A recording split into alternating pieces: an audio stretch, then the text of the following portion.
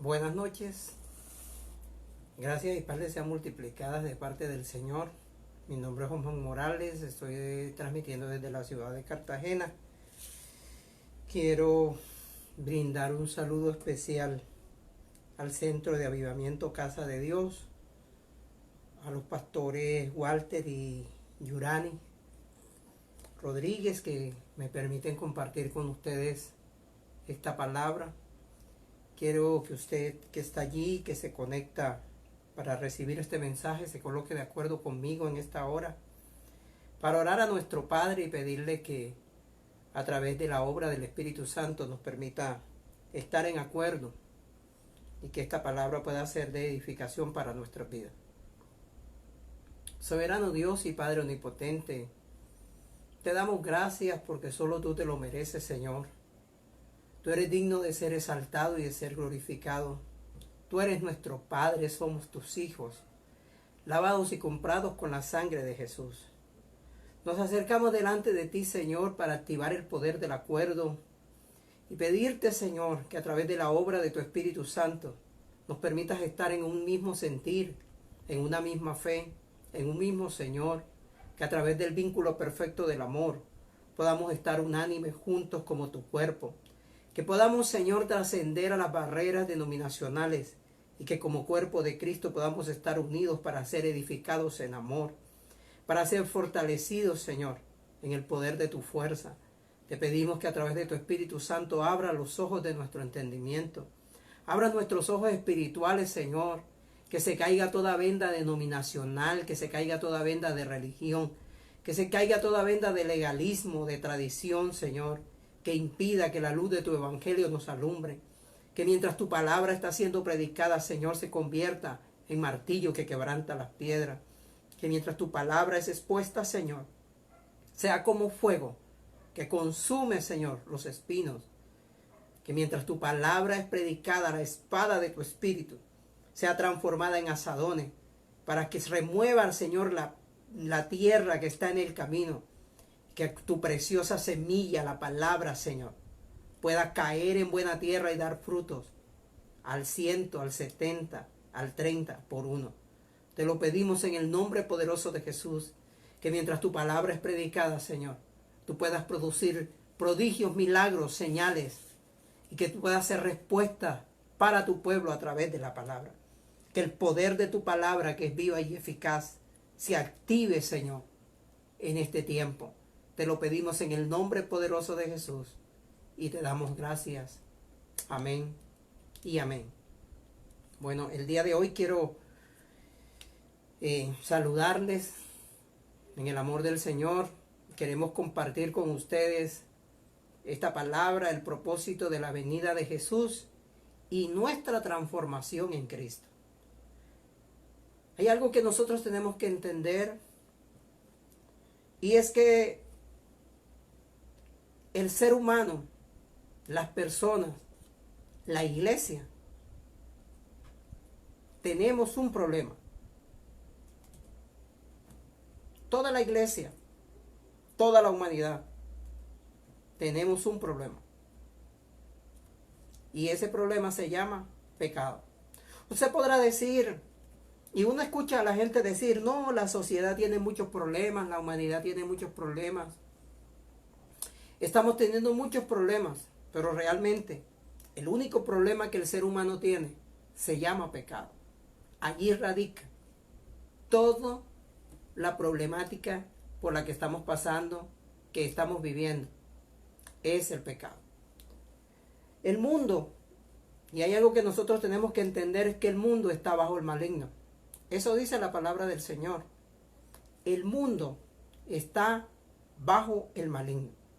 Jesús mismo lo expresó en Juan 12:31, diciendo que Satanás era el gobernante de este mundo.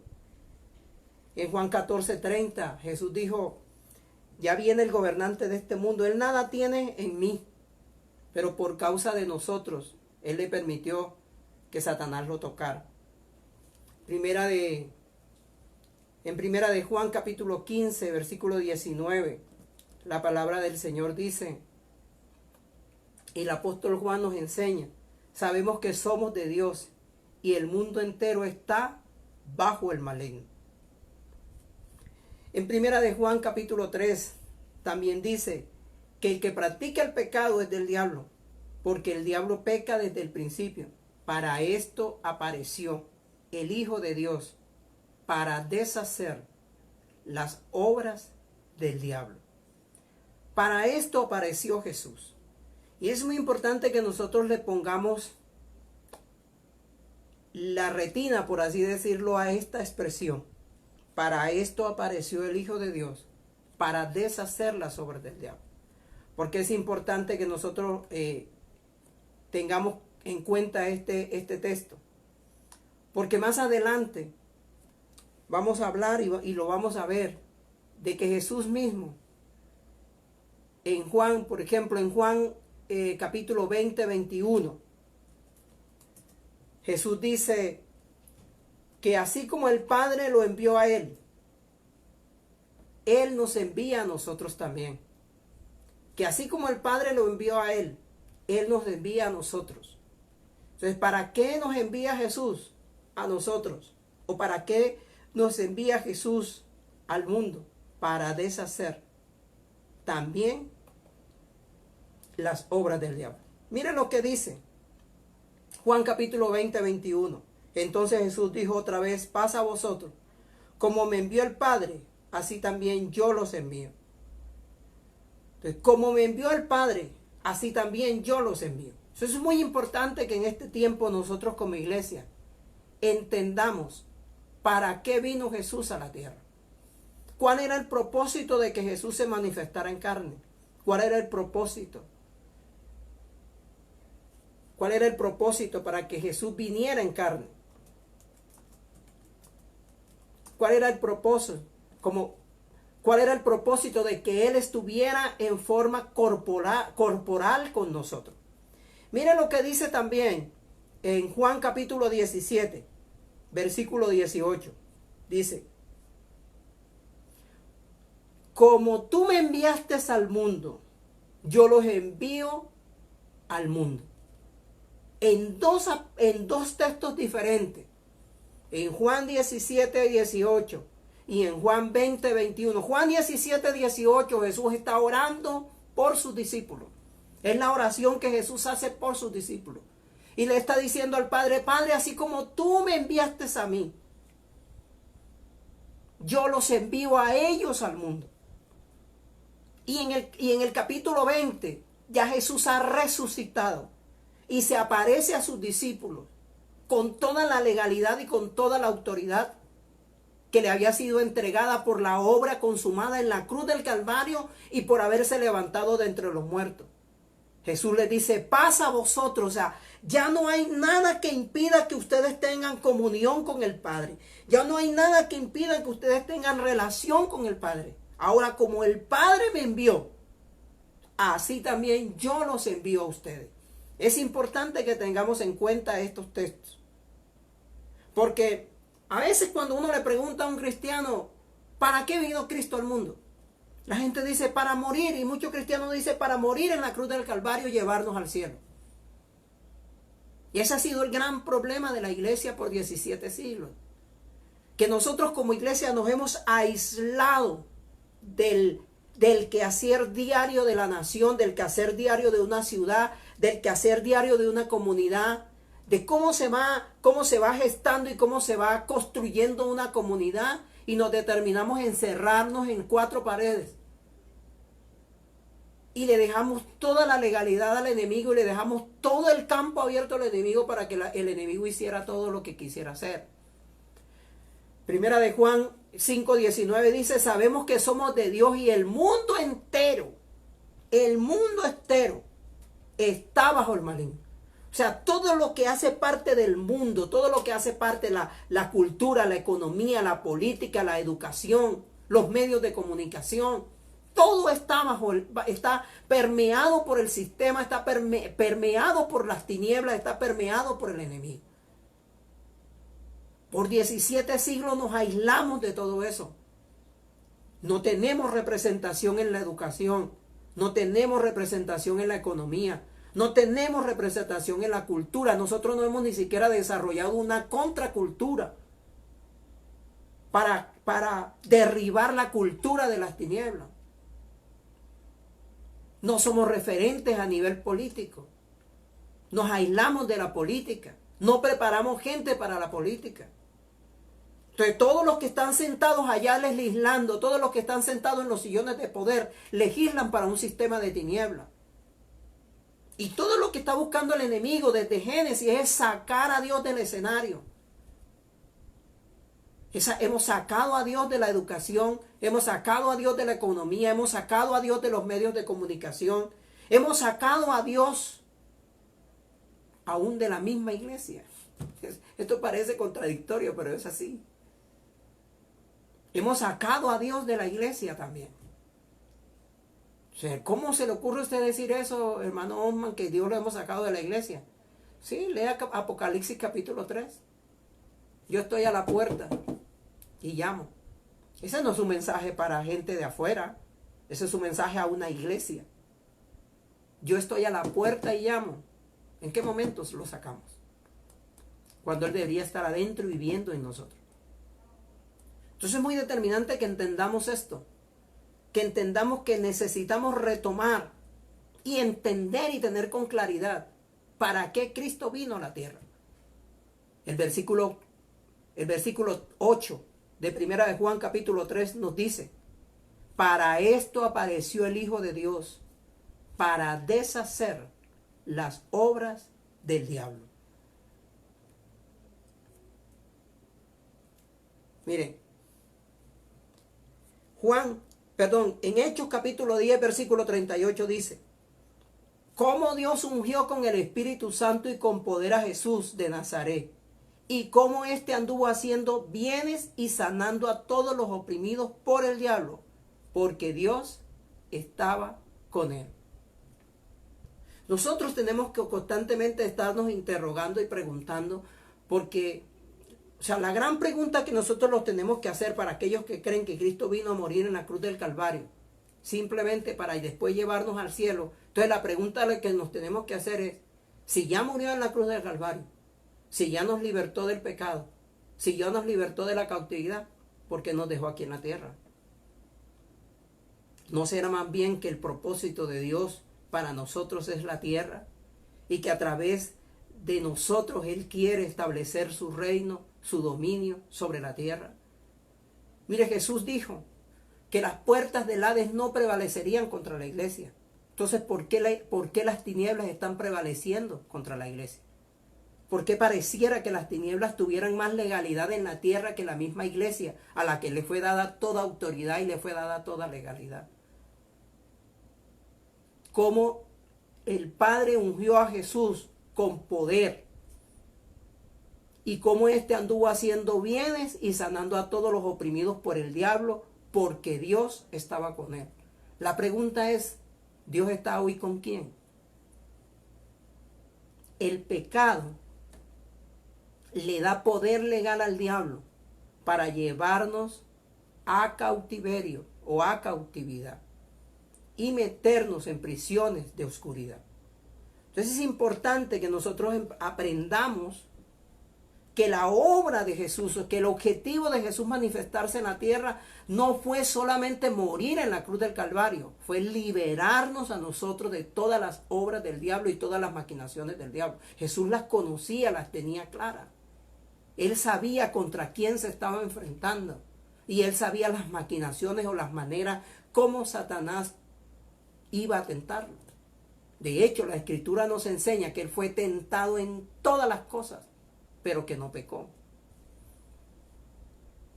Juan capítulo 8, versículo 34 dice: Jesús respondió: de cierto os digo, que todo aquel que hace pecado es esclavo del pecado. La obra consumada por Jesús en la cruz del Calvario llevó a juzgar al pecado y condenarlo para así poder quitarle todo poder legal que el pecado tenía sobre la raza humana y la creación. Todo el poder legal que Satanás tenía le fue arrebatado, le fue quitado a través del sacrificio que Cristo hizo en la cruz del Calvario.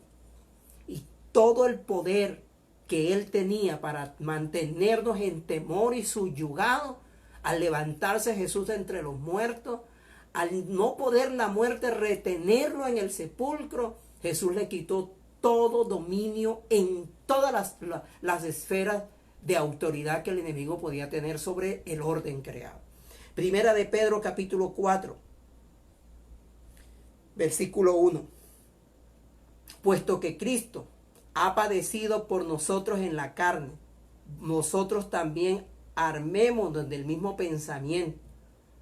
Porque quien ha padecido en la carne, terminó, mire esa palabra, terminó con el pecado, para no vivir en tiempo que nos resta en la carne, conforme a las concupiscencias de los hombres, sino conforme a la voluntad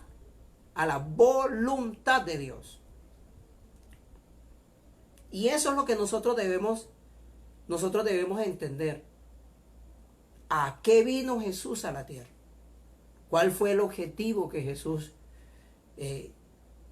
por el cual Jesús murió en la cruz del Calvario? Entonces me llama mucho la atención, porque más adelante, a través de la revelación, el apóstol Pablo nos habla y nos enseña en Colosenses capítulo 2. Vamos a buscarlo. En Colosenses capítulo 2. Mire lo que el apóstol Pablo nos enseña a través del versículo 13 en adelante. Dice: y vosotros, estando muertos en el pecado y en la circuncisión de vuestra carne, os dio vida juntamente con él, perdonándoos todos los pecados. Y el versículo 14: y anulando el acta de los decretos que había contra nosotros, que nos era contraria, quitándola del medio y clavándola en la cruz. Y despojando a los principados y a las potestades, los exhibió públicamente, triunfando sobre ellos en la cruz. Y mire que ahí, cuando está hablando de acta, está hablando en singular, no está hablando en plural. No dice las actas de los decretos, dice el acta de los decretos. Ahora, ¿de qué está hablando Pablo allí? ¿Cuál es esa acta? Esa es el acta que en el momento en el que Adán peca, en Génesis capítulo 3, le firma un acta en blanco, un poder legal en blanco a Satanás. Y a través de esa legalidad que él le da a Satanás, empiezan a escribir decretos en contra no solamente de la humanidad, sino en contra de todo el orden creado. Porque el pecado produjo una catástrofe y una conmoción cósmica. Entonces, de esa acta es que está hablando Pablo. El acta de decreto que fue clavada en la cruz del Calvario. Ahora, esa acción que Jesús hizo, de tomar esa acta de decreto que nos era contraria, porque nosotros venimos de Adán, y por consecuencia esa acta de decreto que Adán firmó, nos afecta directamente a nosotros. Esa acción legal que Jesús hizo, ese trámite legal, porque mire, la transacción legal más grande que se ha podido hacer en el universo, la hizo Jesús en la cruz del Calvario. Ahora, esa transacción legal que Jesús hizo en la cruz del Calvario, es lo que nos da a nosotros hoy legalidad, que en el término legal se le llama jurisprudencia. Para que ahora cada uno de nosotros, bajo la revelación del Espíritu Santo y el direccionamiento del Espíritu Santo, podamos traer las actas de decretos que nuestros ancestros le firmaron también a Satanás, y las actas de decretos que nosotros mismos, por el pecado que hemos cometido, le hemos firmado a Satanás, y las traigamos y se las entreguemos a Cristo para que sean clavadas también en la cruz del Calvario. Ahora, ¿cómo se hace eso? ¿Cómo se hace ese trámite legal? ¿Cómo yo puedo quitarle las actas de decretos que Satanás tiene en mi contra para clavarlas en la cruz del Calvario. ¿Cómo se hace eso? A través del arrepentimiento, a través de la confesión y a través de apartarse de cometer esos pecados. A través del arrepentimiento. O sea, nosotros, si queremos tener victoria sobre el pecado, si nosotros queremos romper esas actas de decreto y quitarle esas actas de decreto que Satanás tiene en contra nuestra, lo primero que tenemos que hacer es reconocer el pecado. Reconocer el pecado en el que hemos vivido, reconocer el pecado que hemos hecho, pero también reconocer el pecado de nuestros ancestros, reconocer el pecado de nuestros padres, de nuestros abuelos, de todos nuestros ancestros, reconocerlo delante del Señor. Y reconocer que hemos pecado y que nuestros ancestros han pecado contra el cielo y contra Dios. Arrepentirnos de ese pecado, pedir perdón delante de Dios y abogar porque la obra de la cruz, porque la sangre que fue derramada en la cruz del Calvario, que es la única que tiene poder de borrar nuestros pecados, venga sobre esos pecados y los limpie, para que el enemigo no tenga más poder legal sobre nosotros, para que el enemigo no tenga poder legal sobre nuestra generación. Es de esa forma en que las actas y los decretos que nos son contrarias son quitadas del medio, a través de la obra, y es lo que Pablo quiere enseñarnos aquí en Colosenses. Es a través de esa obra consumada que Jesús hizo en la cruz del Calvario, que las actas de decreto que nos son contrarias son quitadas del medio y clavadas en la cruz del Calvario. Entonces, por eso es que Primera de Pedro dice, Primera de Pedro 4 dice: puesto que Cristo ya padeció por nosotros en la carne, nosotros también armemos de ese mismo pensamiento. Pues a quien ha padecido en la carne terminó con el pecado. O sea, ya Jesús terminó con el pecado. O sea, el problema hoy que usted y yo tenemos que entender es que ahora nosotros tenemos que lidiar con las consecuencias del pecado. Es algo que tenemos que entender en cuanto al pecado y en cuanto a la relación con Dios con relación al pecado. Dios perdona el pecado, pero Dios no nos libra de las consecuencias de ese pecado. Ojo con eso. Dios nos perdona el pecado, porque mucha gente abusa de la gracia, abusamos de la gracia y se nos olvida de que sí es cierto. Dios perdona el pecado porque Él dice que Él es fiel y justo para perdonar a aquellos que con corazón humilde se acercan a Él. Pero Dios no nos libra de las consecuencias del pecado. Dios le perdonó el pecado a David. Dios le perdonó la transgresión que David cometió, pero Dios no lo libró de las consecuencias. David y su familia tuvieron que sufrir las consecuencias del pecado que David cometió. Y todo lo que Dios le dijo que le iba a pasar, le sucedió. Entonces, por eso que tenemos que tener cuidado con el pecado y no darle legalidad al pecado. Y si pecamos, porque Pablo, el mismo apóstol Juan dice que estas cosas nos enseñan para que nosotros no pequemos, pero que si pecamos, que si por alguna circunstancia pecamos, abogado tenemos para con el Padre al justo, que es Cristo. O sea, que debemos apelar a la obra consumada de Cristo en la cruz del Calvario, para que ese pecado sea borrado de nuestro expediente, para que ese pecado sea quitado de nuestro expediente. Porque Satanás nos abre expedientes a nosotros también, con los cuales nos acusa delante del Padre. Isaías capítulo 58 del 1 al 12 dice: dice, ¿no es más bien el ayuno que yo escogí, desatar las ligaduras de impiedad, soltar las cargas de opresión y dejar ir libre a los quebrantados, y que rompas todo yugo? ¿No es que partas el pan con el hambriento y a los pobres errantes albergues en casa? Que cuando veas al desnudo lo cubras y no te escondas de tu hermano.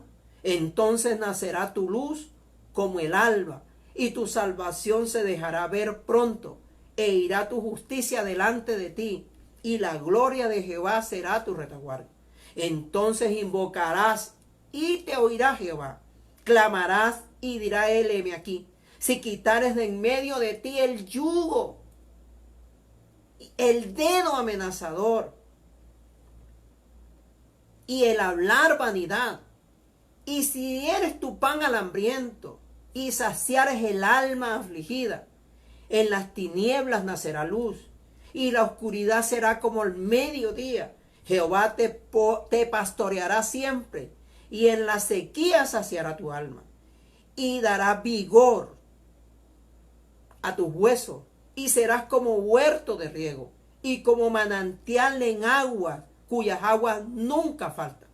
Y los tuyos edificarán las ruinas antiguas, y los cimientos de generación en generación. Levantarás y serás llamado reparador de portillos, restaurador de calzadas para habitar. Si algo que yo tengo claro en este tiempo es que Dios está llamando a su iglesia a un tiempo de restauración. Que Dios está llamando a su iglesia a un tiempo de restitución. Pero Dios también quiere que su iglesia se levante como restauradora. Que su iglesia se levante como reparadora de portillos. ¿Qué es un portillo? Es una abertura abierta en un vallado. Es una abertura abierta en una cerca de protección. Eso es un portillo. O sea, que la iglesia se convierta en reparador de portillo. Que la iglesia se convierta en restauradora. Dios no solamente quiere restaurarnos a nosotros. Dios no quiere solamente liberarnos a nosotros. Sino que nosotros también nos convertamos en restauradores. Que nosotros también nos convertamos en libertadores de otros. Pero eso tiene que empezar por nosotros primero. De esclavo a libre, de libre a liberado y de liberado a libertador. Esos son los pasos por los que nosotros tenemos que pasar. Nosotros hemos sido liberados. Estábamos esclavos del pecado, hemos sido liberados del pecado. Ahora hemos sido libres del pecado, ahora necesitamos ser liberados de las consecuencias del pecado o de los pecados, que es la manifestación, que son las acciones que nos demuestran a nosotros que la naturaleza pecaminosa todavía está vigente en nosotros. Por eso es que el apóstol dice que no podemos seguir esclavos del pecado, haciendo o manifestando las concupiscencias del pecado, sino que ahora debemos ser esclavos de Dios y vivir la vida de Dios. Entonces a mí me llama mucho la atención porque a veces no tenemos claridad de qué fue lo que Jesús vino a hacer en la tierra. Entonces Jesús vino a la tierra para llevar nuestra cautividad. Jesús vino a la tierra para quitar de nosotros la cautividad. Mire, los mayores milagros en cuanto a número de Jesús fueron liberación de cautividad. Es más, el primer mensaje de Jesús fue este. El primer mensaje de Jesús fue este. El Espíritu de Jehová, el Señor, está sobre mí.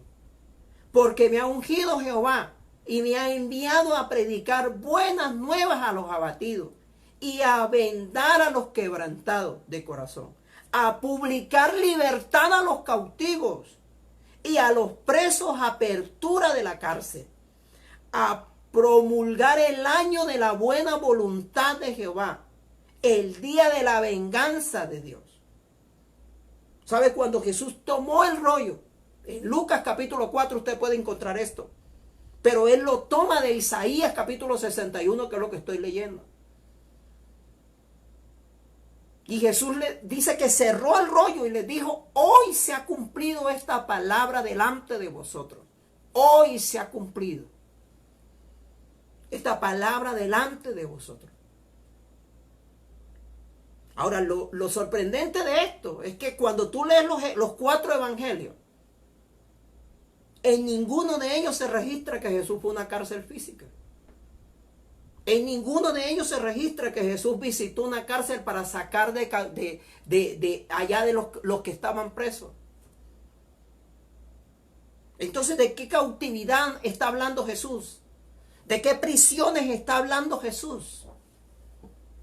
Es más, ni siquiera cuando Juan le envía a sus discípulos a preguntarle que si era él o había que esperar a otro. Mire esto tremendo. Porque un hombre que había caminado en revelación, un hombre que había hablado revelación, que había profetizado desde la revelación, la cautividad lo había llevado a olvidarse de la revelación que se le había dado. Él fue el que dijo: he ahí el Cordero de Dios que quita el pecado del mundo. Él fue el que dijo: a mí me fue dicho que sobre quien descendiera el Espíritu Santo en forma de paloma y permaneciera en él, él era el ungido.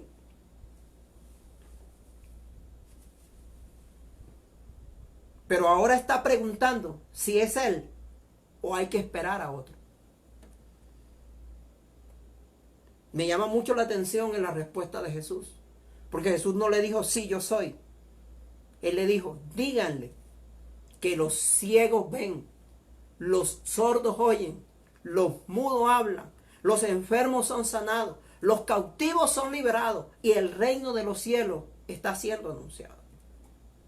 Es importante esto, porque tenemos que entender que el mensaje del reino trae consigo liberación, que el mensaje del reino trae consigo restauración, que el mensaje del reino trae consigo un mensaje de libertad, que el mensaje del reino tiene que servir para abrir las cárceles de los que están en prisiones de cautividad, para libertar a los cautivos, para sacar de la cárcel a los que están siendo oprimidos por el diablo.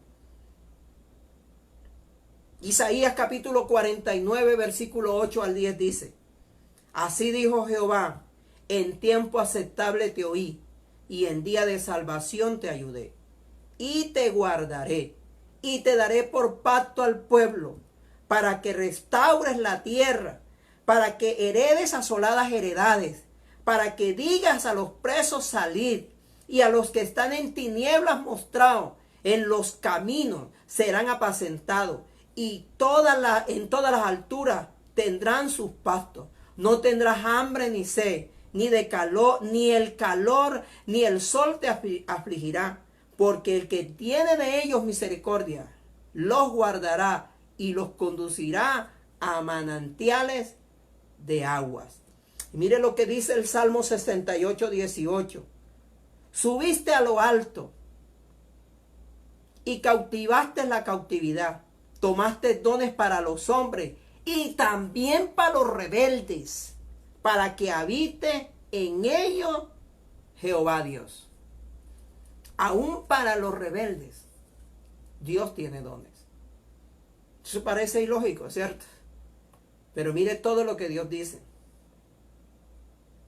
Mire lo que dice el versículo 9 de Isaías 49. Para que digas a los presos, salí, y a los que están en tiniebla, mostrado. Jesús descendió a las partes, mire, a las partes más bajas de la tierra para quitarle al diablo el poder con que él hace cautivo a los hombres. Es un asunto de todos los seres humanos, desde el más abatido hasta el más exitoso. Todos hemos sido cautivos en alguna forma. Hemos sido presos de las tinieblas a través del pecado, del temor y del dolor en algunas partes de nuestra alma.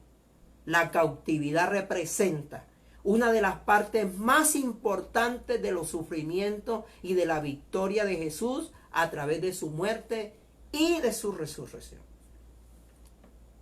Hebreos capítulo 2, versículos 14 y 15 dice: así por cuanto los hijos participaron de carne y sangre, él también participó de lo mismo, para destruir por la muerte al que tenía el imperio de la muerte, esto es, al diablo, y librar a los que por el temor de la muerte estaban por toda la vida sujetos a servidumbre.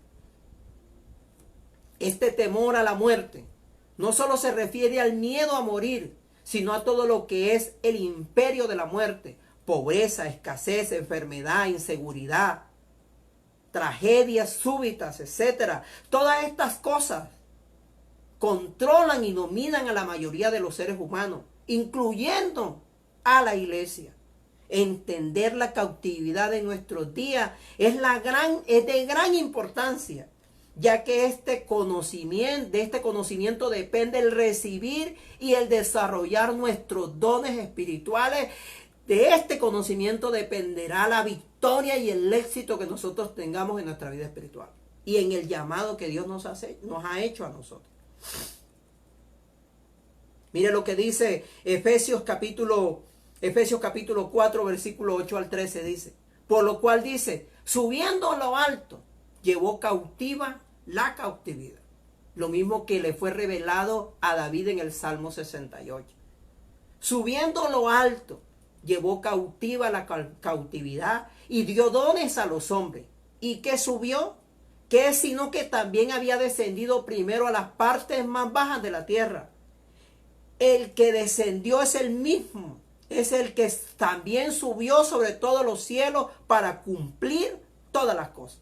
Él mismo constituyó a unos ciertamente apóstoles, a otros profetas, a otros evangelistas, a otros pastores y maestros para la perfección, para la madurez, para la perfección de los santos, para la obra del ministerio, para edificación del cuerpo de Cristo, hasta que todos lleguemos a la unidad de la fe y del conocimiento del Hijo de Dios, a un varón perfecto a la medida de la edad de la plenitud de Cristo.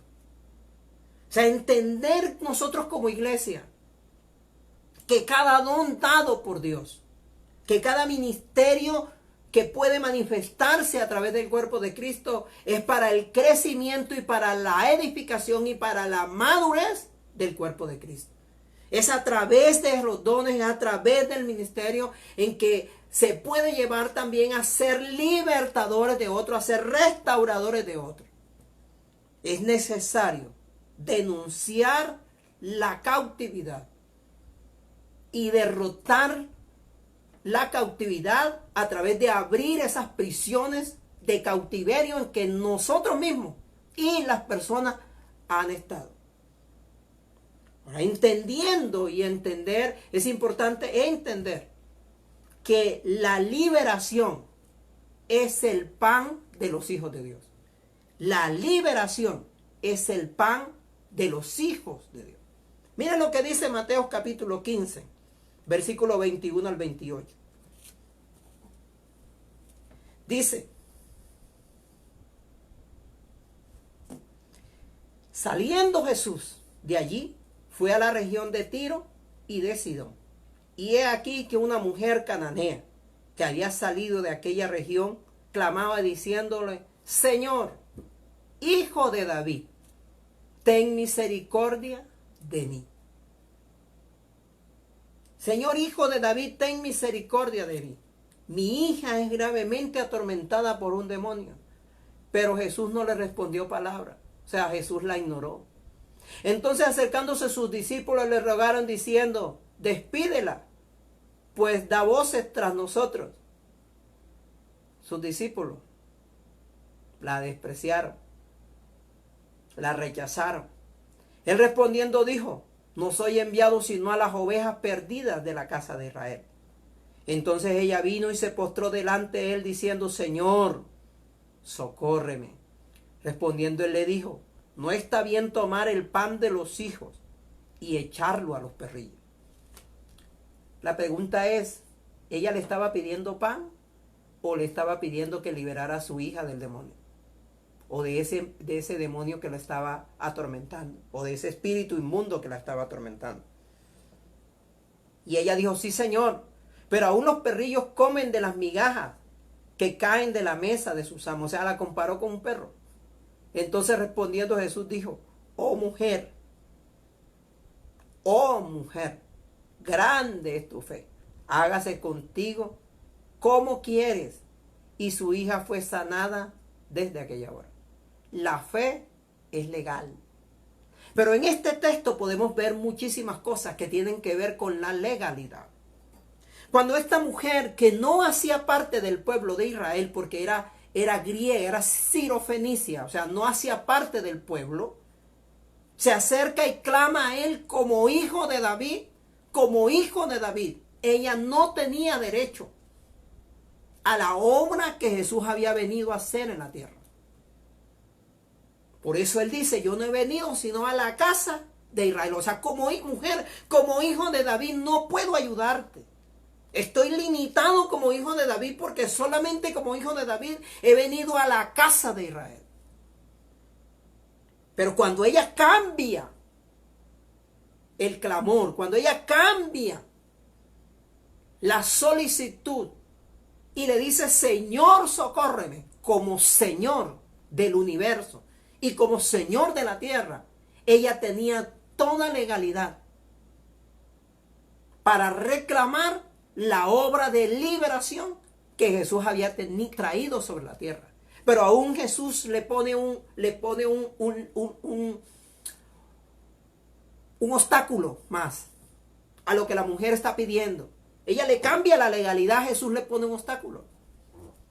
Y Jesús le dice, no está bien tomar el pan de los hijos y dárselo a los perrillos. O sea, yo primero tengo que saciar al pueblo de Israel. Yo primero tengo que hacer esta obra con los del pueblo de Israel. Yo primero tengo que traer libertad a ellos. Yo primero tengo que restaurarlos a ellos. Por eso es que Juan dice, a los suyos vino. El problema es que los suyos no le recibieron.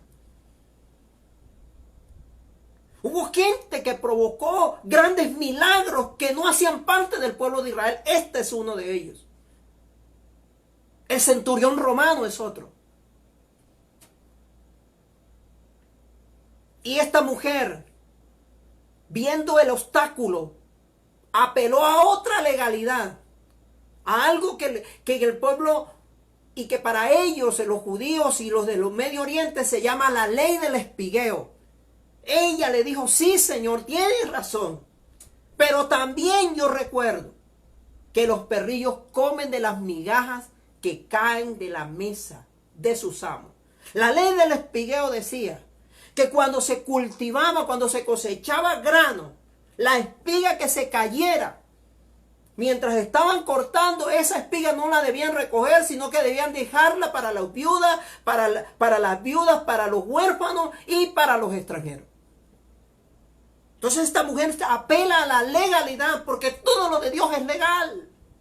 Dios se mueve a través de legalidad. Y miren la exclamación de Jesús. Oh mujer, grande es tu fe. Hágase contigo como quieres. Ahora, nosotros podemos estar sometidos a cautiverio. Aún siendo cristiano. Aún siendo cristiano, usted puede estar, áreas de su vida, áreas de su alma pueden estar sometidas a cautividad. Hay al menos 3 áreas, pueden haber más, pero hoy al menos voy a explicar 3 áreas rápidamente. O 3 formas en las cuales podemos ser cautivos. Una es a través de la cautividad de la mentira. Podemos estar en cautividad por la mentira. Claro, la mentira nos hace esclavos. La mentira nos esclaviza. Si hay algo que el enemigo ha querido establecer en las naciones, si hay algo que el enemigo ha querido establecer aún dentro de la iglesia, es mentira. Y por mucho tiempo se han establecido cosas que no son verdad, que faltan a la verdad dentro de la iglesia. Mire, Isaías capítulo 42, versículos 6 y 7 dice, yo Jehová te he llamado en justicia, y te sostendré por la mano, y te daré, y te guardaré, y te pondré por pacto al pueblo, por luz a las naciones, para que abra los ojos de los ciegos, y para que saques de la cárcel a los presos, y de las casas de prisión a los que moran en tinieblas. Y cuando la Biblia y la Escritura habla de tiniebla, hace relación al sistema de mentira que el enemigo ha establecido, a la esencia del enemigo, que es mentira. Él es mentiroso y es padre de mentira. Es por eso que Jesús dice que cuando tú y yo conocemos la verdad nos hace libre de la mentira en la que hemos estado sometidos. Mire lo que Jesús dice en Juan capítulo 3, versículo 19. Dice, y esta es la condenación, que la luz vino al mundo y los hombres amaron más las tinieblas que la luz, porque sus obras eran malas. Todo aquel que no ha conocido la verdad, todo aquel que no camina en verdad, anda en tinieblas. Hay gente, mira, hay gente aún dentro de la iglesia que lee las escrituras y dice, yo no entiendo nada. No entiendo nada de lo que leo ni lo que escucho y no entiendo nada de lo que dicen. Esto es para mí es nuevo. Muy probablemente usted esté bajo cautividad de tinieblas o cautividad de mentira. Y es más, la misma escritura dice que el enemigo le ha enceguecido los ojos a la humanidad para que no les alumbre la luz del evangelio. Ha colocado vendas para que la luz del evangelio no les alumbre. Para que la revelación de la palabra no venga. Cuando habla de luz, está hablando de revelación.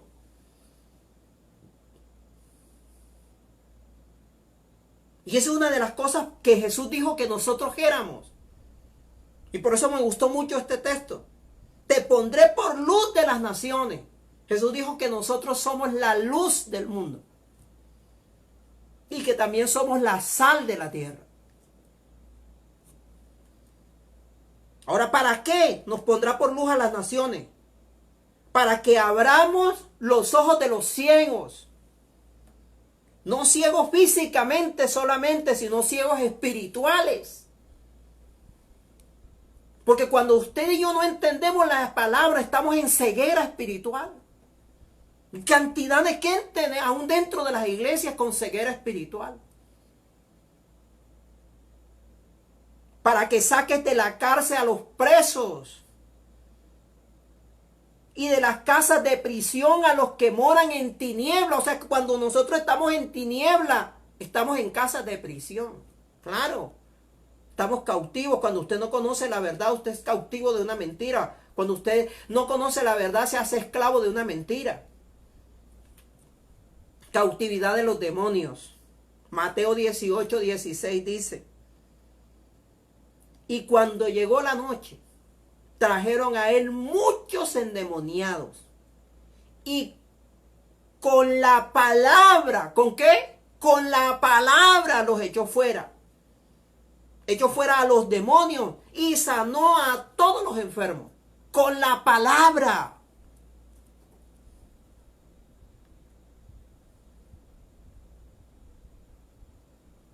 El mensaje que nosotros predicamos tiene que tener el poder de que mientras predicamos por la palabra de poder, los demonios sean echados fuera de la vida de las personas.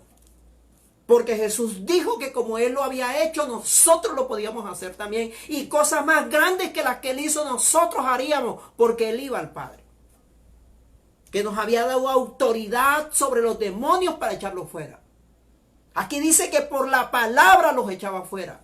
Y por la palabra sanaba a los enfermos. Cautividad de la enfermedad.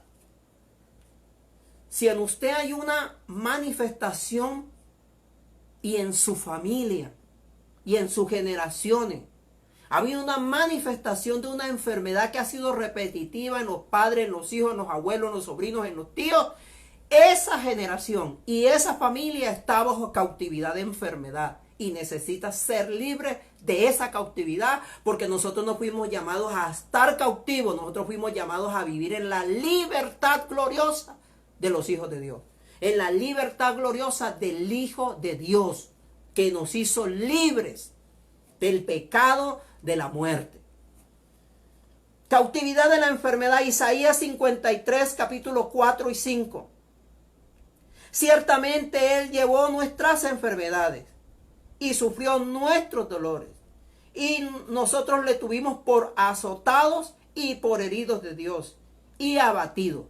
Mas el herido fue por nuestras rebeliones, molido por nuestros pecados. El castigo de nuestra paz fue sobre él, y por sus llagas nosotros fuimos curados. Y por su llaga nosotros fuimos curados. No vamos a ser, no seremos. Fuimos, algo que ha sido consignado ya, algo que ha sido ejecutado ya. Lucas capítulo 13, 16 dice: y esta hija de Abraham, que Satanás había atado 18 años, ¿no se le debía desatar de esta ligadura en el día de reposo? ¿Sabe por qué no querían a Jesús en las sinagogas? Porque cada vez que Jesús iba a la sinagoga, él desordenaba para ellos el orden en que se debía llevar en la sinagoga. Esta mujer no estaba en la calle, esta mujer no estaba en la aldea, esta mujer estaba en la sinagoga. Todos los sábados, sagradamente, esta mujer iba a la sinagoga por 18 años atada. Atada por el diablo. Y la religión no pudo desatarla. Y cuando el Hijo de Dios se manifestó y vino y entró a la sinagoga y la hizo libre de esa atadura, la religión vino en contra de él. Tú puedes vivir dentro de la iglesia y vivir bajo atadura. Tú puedes ir a la iglesia, reunirte, congregarte, adorar, levantar las manos y estar bajo cautividad y estar cautivo. Y tú sabes qué áreas de tu vida, en qué áreas de tu vida hay cautividad. A veces nos acostumbramos, a veces se nos vuelve paisaje el pecado. A veces nos acostumbramos a un pecado repetitivo. A veces nos acostumbramos a una situación, una condición que debió ser momentánea, que debió ser temporal, se vuelve un estilo de vida para nosotros. Y Jesús vino para hacernos libres, para traer libertad a los cautivos. Segunda de Timoteo capítulo 2 versículo 26. Y escapen del lazo del diablo en el que están cautivos a voluntad de él. Y como les decía al principio, Jesús dijo: como yo he sido enviado por mi Padre, así yo los envío a ustedes también. Padre, como tú me enviaste a mí, yo los envío a ellos. Y nos dio poder y nos dio autoridad. Dice que nos dio autoridad para echar fuera demonios, que nos dio autoridad para hollar serpientes y escorpiones, que nos dio autoridad aún y poder para que aún si tomamos cosas mortíferas no nos hagan daño. Y para imponer las manos sobre los enfermos y que estos sanen, para proclamar libertad a los cautivos y para abrir las cárceles de cautividad en las que las personas están. Pero esto tiene que empezar por nosotros. Tengo que empezar por mí. Tengo que empezar a quitarle toda acta y todo decreto. Romper toda acta, quitarle toda legalidad que el enemigo tenga sobre mi vida. Y eso lo hago a través de reconocer mi debilidad, de reconocer mi naturaleza pecaminosa, de reconocer mi pecado, de reconocer esas áreas en mi vida que necesitan ser sometidas a la autoridad de Cristo, de ser sometidas a la ley del Espíritu de vida en Cristo. Para que el enemigo no tenga ventaja sobre nosotros. Porque no desconocemos sus maquinaciones, porque no desconocemos la forma como él opera, la forma como él actúa para tenernos en cautividad. Mientras sigamos en cautiverio, mientras áreas de nuestra vida estén en cautiverio, nosotros no podremos edificar correctamente nuestra vida y no podremos edificar correctamente la iglesia de Cristo. El pueblo de Israel fue llevado cautivo a Babilonia y ellos tuvieron que colgar sus arpas y sus instrumentos de adoración.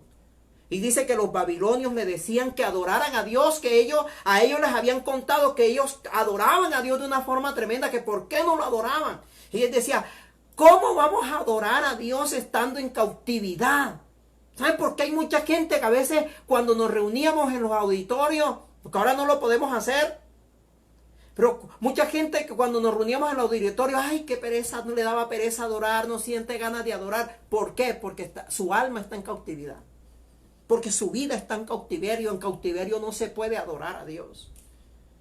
Cuando tú estás en cautividad, cuando tú te sientes en cautiverio, tú no sientes deseo de adorar a Dios, tú no tienes libertad para adorar a Dios. Pero dice que cuando el Señor nos haga volver de la cautividad, nosotros seremos como los que sueñan. Nuestra boca se llenará de risa y nuestra lengua de alabanza. Porque el alma sabe cuándo está en libertad y cuándo está en cautividad. Y entonces podremos adorar a Dios con toda libertad. Entonces podremos ser sacrificio vivo y acepto y agradable delante del Señor. Entonces le podremos adorar en espíritu y en verdad. Porque hemos sido liberados, pero también nos transformamos en libertadores. Entonces no solamente entender para qué vino Cristo, sino a la tierra en carne, sino también por qué es necesario que nosotros seamos transformados en Cristo. Para que a través de esa transformación nosotros también hagamos lo mismo que Jesús hizo. Deshacer las obras del diablo. Y tiene que empezar por nosotros. Jesús empezó por él. Jesús deshizo las obras del diablo primero en él. Por eso cuando fue al desierto fue tentado por el diablo. Pero allí Jesús le sacó la primera victoria a Satanás en el desierto, en su propio terreno. Le quitó toda posible legalidad que el enemigo podía tener sobre su vida, sobre él. Y ahora con toda libertad y en el poder del Espíritu Santo y guiado por el Espíritu Santo, empezó a hacer milagros. Milagros poderosos. No había un solo lugar donde Jesús llegara donde no se manifestara el poder y la gloria de Dios sobre él. No había un solo lugar. Donde quiera él llegaba. Y se revelaba también el espíritu de religión y se revelaba también el espíritu de legalismo y de tradición en contra de él. Como hoy lo hace también. Cuando predicamos un mensaje de reino, cuando predicamos una palabra de reino. A mí me han llegado a decir que qué tal que yo estoy predicando otro evangelio, que pareciera que yo predicara otro evangelio. Me han llegado a confrontar con eso. Pero qué tal que sea al que le hayan enseñado otro evangelio y no el evangelio del reino. Porque en el evangelio del reino hay restauración. En el evangelio del reino hay liberación. En el evangelio del reino hay sanidad de enfermedades. En el evangelio del reino se rompen las cadenas. En el evangelio del reino se rompen los yugos. Dice la palabra que por causa de la unción el yugo se pudrirá. El yugo que ha estado sobre ti se pudrirá por causa de la unción de Dios que está sobre ti. Ese es el mensaje del reino. Ese es el mensaje del evangelio. Y a eso hemos sido llamados nosotros. No solamente a quedarnos y a conformarnos con la libertad que Dios nos ha dado, sino también convertirnos en libertadores de otros. En ser pregoneros de justicia para otros. En ser pregoneros de verdad para otros. En salvaguardar la verdad de Dios para otros. En ser demandantes de la injusticia también sobre la tierra. En proclamar la verdad de Dios. Por encima de lo que sea. Porque a eso hemos sido llamados. A deshacer las obras del diablo. Como iglesia. La demanda del reino como iglesia para nosotros. Es que nos levantemos en el poder y la unción del Espíritu Santo. Es que nos levantemos en el poder de Cristo. En la justicia de Cristo. Para deshacer las obras del diablo. Para derribar toda cautividad. Para entender que así como Dios ungió con el Espíritu Santo a Jesús Y este anduvo haciendo el bien y sanando a los enfermos y liberando a los cautivos. Nosotros también tenemos que serlo. Esto no es responsabilidad del pastor y de la pastora. Esto no es responsabilidad de los líderes. Esta es responsabilidad de todos los lavados y comprados con la sangre del Cordero de Dios. Padre, te doy gracias por esta palabra. Y por permitirme, Señor, hoy compartir con tu iglesia de Malambo, Señor, esta palabra. Te pido, Dios Todopoderoso, que esta palabra no vuelva vacía, sino que cumpla el fin por el cual está siendo enviada. Y que tu iglesia pueda ser edificada en el poder y la unción de tu Espíritu Santo. Que tu iglesia, Señor, se levante, Señor. Que tome las llaves, Señor, que tú le has dado a la iglesia para abrir las puertas, Señor, de cautividad. Para abrir, Señor, las cárceles de cautiverio. Para traer y llamar a libertad, Señor, a los abatidos por el diablo, a los afligidos por el diablo. Señor, a través de la predicación de la verdad, en el nombre poderoso de Jesús. Glorifícate. Glorifícate de una manera poderosa. Glorifícate de una manera gloriosa en medio de tu pueblo, en medio de tu iglesia. Conforme, Señor, a la obra consumada por Cristo en la cruz del Calvario, conforme al poder que operó en Cristo para levantarlo de entre los muertos y para que a través de ese poder le fuera arrebatada, Señor, las llaves del abismo y las llaves, Señor, del Hades al enemigo, al que tenía el imperio de la muerte, y fuera sometido bajo los pies de tu iglesia. Te lo pedimos en el nombre de Jesús y te damos gracias. Padre, glorifícate con poder. Glorifícate con poder de una manera gloriosa en medio de tu iglesia, Señor. Que cada lugar, cada persona donde esta palabra sea predicada, Señor, pueda ser edificada en el conocimiento de ti. En el nombre de Jesús. Gracias y paz les sean multiplicados.